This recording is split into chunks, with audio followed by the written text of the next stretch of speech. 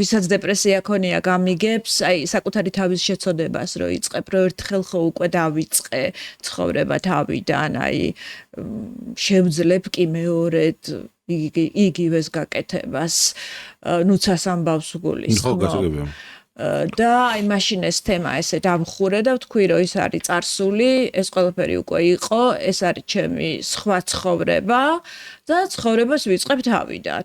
და უცებ აღმოჩნდა რომ ისევ იგივე სიტუაციაში ვარ, იმიტომ რომ დავკარგე ჩემი ცხოვრების მთავარი საქმე.